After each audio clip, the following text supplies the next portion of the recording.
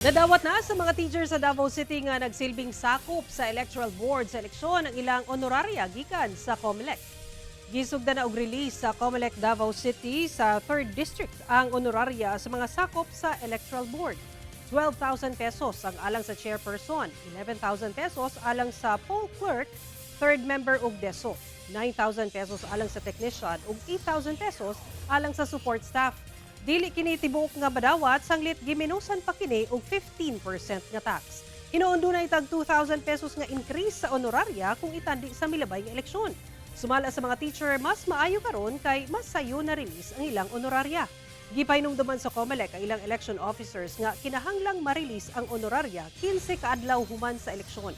Nagpaabot sa ilang pasalamat ang COMELEC 11 ngadto sa mga personal sa Department of Education sa ilang serbisyo niadtong eleksyon.